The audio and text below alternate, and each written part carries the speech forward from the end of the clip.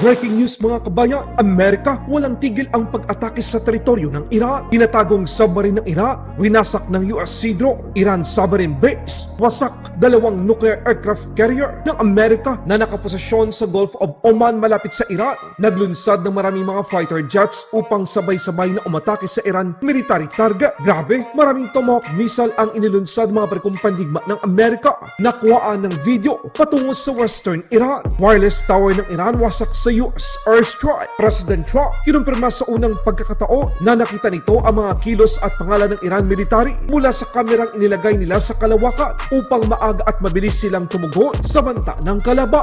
Dagdag pa ni President Trump, aaraw-arawin ng pwersang Amerikano ang kanilang agresyon laban sa Iran. Ngayon, bukas sa makalawa at sa susunod na mga araw hanggang sa tuluyang sumuko sila. يا لطيف شو عمله Estados Unidos, non-stop ang pag-atake sa Iran. Ito na ang pinakamatinding opensibang ginawa ng Amerika nitong nakalipas na linggo. Makikita sa video ang ginawang pag-atake ng US Sea drone sa submarine ng Iran at Iran submarine base. Pinasabog ng Amerika ang mga natitirang kagamitang militar ng Iran. Dito natin napatunayan na mahina ang depensa ng kalaban. Yan ay bating panimula pa lang ng US Central Command.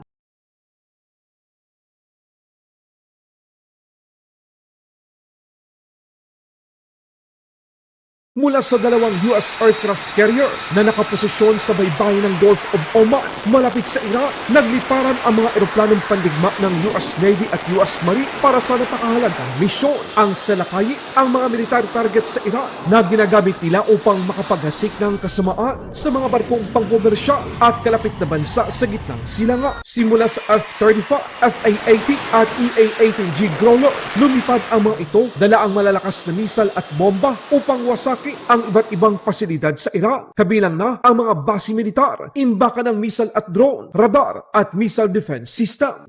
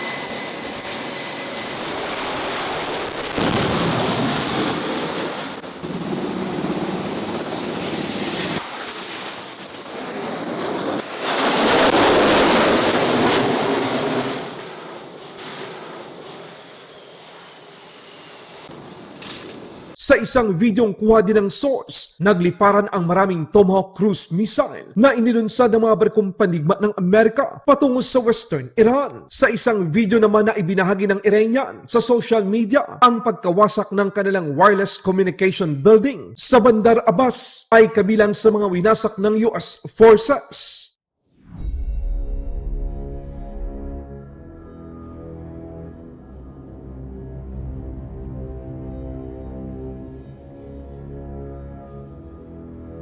President Trump kinumpirma sa unang pagkakataon na nakabantay ang Amerika sa bawat galaw ng mga sundalo ng Iran. Kayang makuha ng malinaw ng mga kamera na inilagay ng Amerika sa kalawakan ang kilos at pangalan ng Iran military. Sa pamamagitan nito, alam ng Estados Unidos ang hakbang na kanilang gagawin ng maaga at mabilis. Within 2 weeks, had we not done the B-2 bombers, had we not bombed their nuclear sites, their 3 nuclear sites, and there's another one we're looking at right now, as you know. Pickaxe now. We're looking at Pickaxe because somebody said there's a little activity. You know, we have cameras, Space Force, we have cameras that they can read the badge, they can read your name, probably Mohammed. They can read your name on a badge from space. And every area of pickaxe, but the other three are covered. But specifically on if they pickaxe, make sir. any move, we immediately go and do whatever we have to do. But they haven't. On the other, they were so decimated.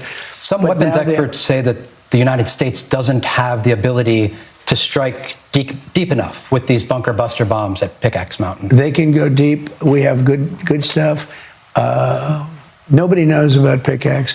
By the way, nobody knows if they even are doing anything. Sa isang panayam naman kay President Trump, inilahad nito na araw-araw pasasabugin ng Amerika ang Iran, mamayang gabi, bukas at sa susunod na mga araw. Dagdag pa dito kasama sa mga target ang mga infrastruktura ng enerhiya, power plant at mga tulay sa Iran. I'll save the energy targets for last, but ultimately we'll hit energy targets, yeah. But we're going to hit them very hard tonight. We're going to hit them very hard tomorrow night. We're going to hit them very hard the night after. And then next week it gets really bad for them because next week comes the power plants. Next week comes the bridges.